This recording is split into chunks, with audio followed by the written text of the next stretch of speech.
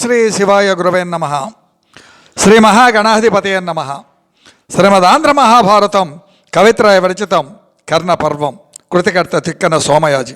అమృతవర్షిణ ధారావాహిక 216వ రోజు తత్వదర్శిని కార్యక్రమానికి ఆధ్యాత్మిక ప్రవచకులు మీ దీకుండ చంద్రమౌళి రసజ్ఞులను ఆహ్వానిస్తూ స్పందనలను ఆకాంక్షిస్తూ కర్ణ పర్వానికి 19వ రోజు. అయ్యా, నేటి వరకు మనం విధి యొక్క వైచిత్ర్యం, పూర్వకర్మ ఫలితాలు ఎలా ఉంటాయో, ఒకే తల్లి కుమారులు ఆ రాధేయుడు మరియు కుంతీసుతుడు అర్జునుడు. కర్ణుని వద్దకు వస్తే రాధేయుడు అని చెప్తా ఉన్నాం, అర్జునుడికి వస్తే కుంతీసుతుడు అంటూ ఉన్నాం. ఆ ఫలాలు ఎలా ఉంటాయో నేటి వరకు మనం చెప్పుకున్నాం. అర్జును యొక్క శరములు కర్ణుని యొక్క దేహంలో దిగబడగా ఉచిత రీతి ఉగ్ర శరాలు రువ్వాడు కర్ణుడు. పోరు భీకరం. కర్ణుని యొక్క రథరక్షకులు పారిపోయారు. దుర్యోధనుడు సైన్యాలను ఉత్సాహపరిచాడు. చతురంగ బలాలు మహావేగంగా ఒక్కుమ్మడిగా అర్జునుని చుట్టుముట్టాయి. అయినా వారిని అందరినీ పరుగులు తీయించాడు పార్థుడు నిజ రణ కౌశల్యంతో. కర్ణార్జునులు ఇరువురు కంపించారు. శక్తి మేర ఒకరిని మించవలనని మరి ఒకరు ప్రాణములో ఒడ్డి వాళ్ళు పోరాడసాగారు. తక్షకుని యొక్క కుమారుడు, ఆయన ఆ కుమారుని యొక్క సోదరుడు ఐరావంతుడు అనేవాడు పెంచినటువంటి వాడు అశ్వసేనుడు. ఈ అశ్వసేనుడు అనేటువంటి పేరు గల నాగకుమారుడు నాగాస్త్రంగా మారాడు. ఫల్గునునిపై పగబూని కర్ణునిచే సేవింపబడుచూ ఉన్నాడు. ఆయన కర్ణుని చేరాడు. కారణం ఏంటో ఇంతకు ముందే మనం ముచ్చరించుకున్నాం. ఖాండవన దహనం సందర్భంగా ఆ అశ్వసేనుడు నాగాస్త్రంగా మారాడు. అట్టి నాగాస్త్రాన్ని సంధించాడు కర్ణుడు. ఆకాశాన్ని దహించే అగ్ని కీలలతో భయంకరంగా ఉన్నటువంటి దానిని సంధించడానికి సిద్ధం కాగా, కర్ణ, ఏమి నీ లక్ష్యం? మెడ నరక అనుగుణంగా లేదయ్యా, చూసి సరిగా సంధించు అన్నాడు శల్యుడు. కోపించి సుర శల్యునిగాంచి, అర్జున చచ్చావయ్యా అంటూ ఆ అస్త్రాన్ని సంధించాడు. వదిలాడు మహాభయంకరంగా. ఆ అస్త్రం పైపడటానికి రాగా కృష్ణుడు గమనించి తేరు చక్రాలను 5 అంగుళముల లోతుకు నేలలో దిగబడేలా అలా బొటన వేలుతో స్వామి అదిమాడు. లేకపోతే అయిపోయేవాడు అర్జునుడు. అంతటి భయంకరమైనటువంటి అస్త్ర ప్రయోగాలవి. అంతా సురగరుడ ఖచర విద్యాధర ఖేచరులంబరం బుధాత్తత ధ్వని సంభరితముగన్ పొగడిరి అమ్మురహరు దివ్య ప్రసవ విరచితార్చనతోడన్. సురులు, గరుడు, గంధర్వులు, ఖేచరులు, విద్యాధరులు ఆ అస్త్ర విన్యాసాన్ని, కృష్ణుడు బొటనవేలితో రథాన్ని భూమిలోకి దింపిన విధానాన్ని పొగిడారు. కురువంశోత్తమ వారి దిక్కు ప్రజ సంక్షోభింప అప్పాప తూపురయం ఉగ్రముగా కాగా బిట్టడరి దంభోళి ప్రభగ్న క్షమాధర శృంగాకృతిగా హరించే బహురత్న స్ఫేత రశ్మి ఛటాస్ఫురితంబైన కిరీటమున్ విజయునొప్పం తేజమున్ కుందగన్. ఏమి వైభవం ఆ నాగాస్త్రానిదండి! ఎలా ఉందండి? కురువంశోత్తమ వారి దిక్కు ప్రజ సంక్షోభింప న పాప తూపుర యుగ్రముగాగా బిట్టడరి దంభోళి ప్రభగ్న క్షమాధర శృంగాకృతిగా హరించే బహురత్న స్ఫీత రశ్మి ఛటాస్ఫురితంబైన కిరీటమున్ విజయనొప్పం తేజమున్ కుందగన్. ఆ నాగాస్త్రం పాండవ పక్షం వారిని అదరగొట్టిందండి. బెదిరిపోయారు. వడివడిగా ఆ వజ్రాయుధం ఖండించినటువంటి పర్వత శిఖరం వలె వడివడిగా ఆ నాగాస్త్రం వజ్రాయుధముచే ఖండించబడినటువంటి పర్వత శిఖరం వలె అర్జును యొక్క కిరీటాన్ని దానితో శౌర్యదీప్తులను కొల్లగొట్టింది. ఆ కిరీటం వజ్ర వైఢూర్య రత్న కాంతుల మయం. ఆ నాగాస్త్రం వెలువరించినటువంటి ధనులు ఆ ధ్వని తరంగములు భూనభోంతరాళములు నిండాయి. గెంగురు గెంగురుమంటున్నాయి, చెవులు మారుమ్రోగుతూ ఉన్నాయి. కిరీటి యొక్క కిరీటాన్ని పడగొట్టి ఆ నాగాస్త్రం అతి భయంకరంగా విజృంభించింది. అది శురపతికి బ్రహ్మనొసంగే. ఇంద్రునకు బ్రహ్మదేవుడిచ్చినటువంటి కిరీటం అది. నివాత కవచాదులను సంహరించగా ఎవరు? అర్జునుడు.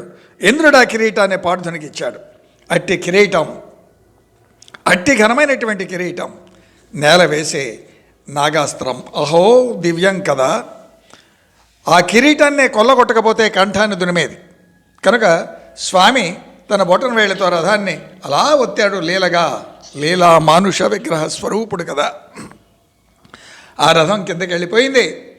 నాగాస్త్రం తన దారి తాను వెళ్ళిపోయింది. కిరీటాన్ని మాత్రం కబళించింది. శృంగమలేని నీలగిరివెలై ఉన్న కిరీటి తెల్లని తలపాగాను చుట్టి శృంగమలేని నీలగిరివెలై ఉన్నటువంటి కిరీటి తెల్లని తలపాగాను చుట్టాడు తలకు. పూర్వాద్రిపై చేరిన పూర్ణచంద్రుడై దీపించసాగాడు. అనగా ఆ నాగాస్త్రం తనంతన తనే పగబూని రాగా నిశిత శరముల గూల్చే మళ్ళీ వచ్చింది. నిశితమైనటువంటి శరములతో ఆ నాగాస్త్రాన్ని నిర్వీర్యం గావించాడు పార్థుడు.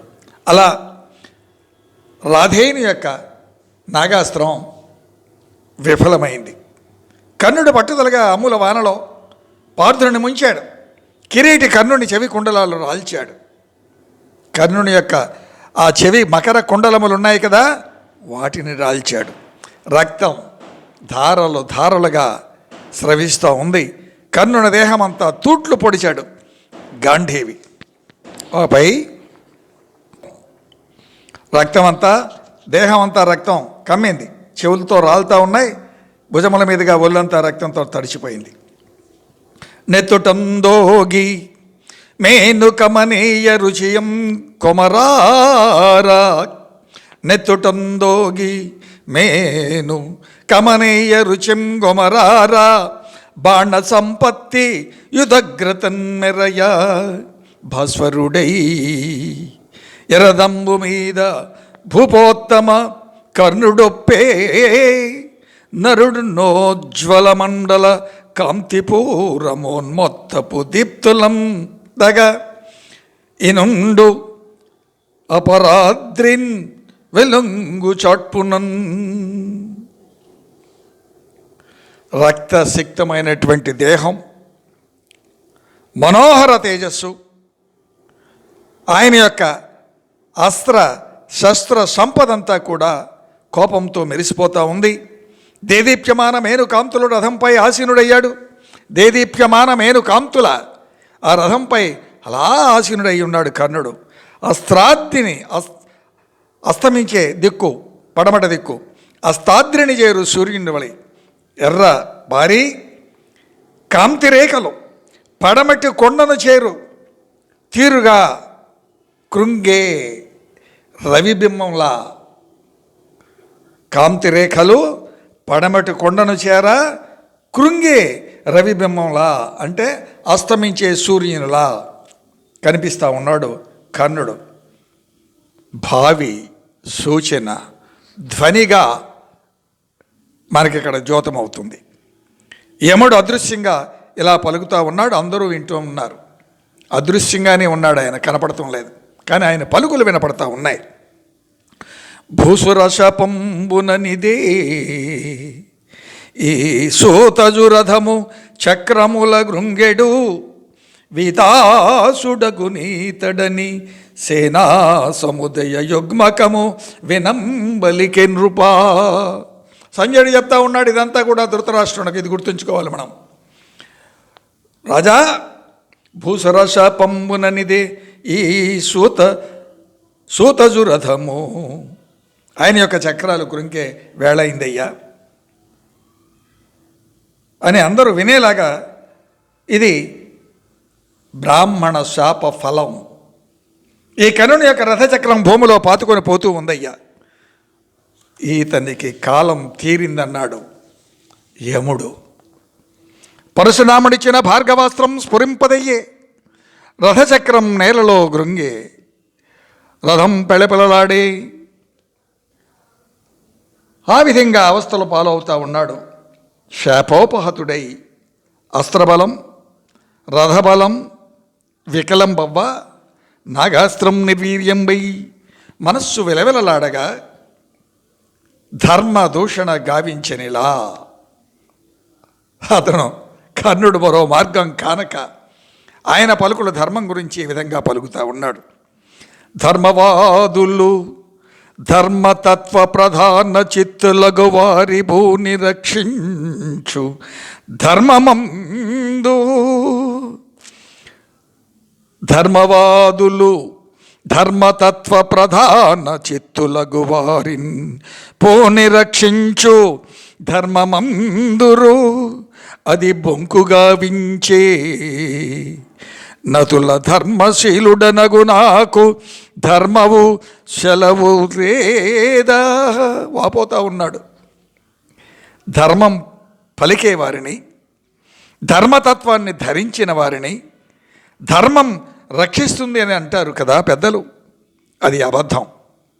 నాకు ధర్మం అనుగ్రహించదా?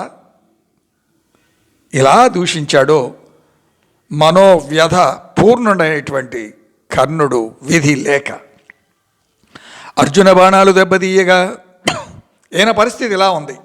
మరి వైరవర్గం ఊరుకుంటుందా? ఆయన బాణాలు రుబ్బుతూనే ఉన్నాడు. ఆ విధంగా అర్జున బాణాలు దెబ్బతీయగా ఆగ్రహించి కర్ణుడు వాడి బాణాలు కృష్ణార్జునుల దేహముల నాటాడు. బ్రహ్మాస్త్రాన్ని వదిలే కర్ణుడు విజృంభించింది బ్రహ్మాస్త్రం. ఐంద్రాస్త్రాన్ని గాంధీవి వదిలాడు. ఆ బ్రహ్మాస్త్రాన్ని కాస్త అణచివేసింది. ఆపై కృష్ణుడు హెచ్చరించాడు. హెచ్చరిస్తే అర్జునుడు స్పందించేలోపే కర్ణుడు ప్రాణాలు తీసే శరమును సంధించగా పార్థునిపై భూమిలో దిగబడిన రథచక్రం మరింత కూరుకుపోయింది.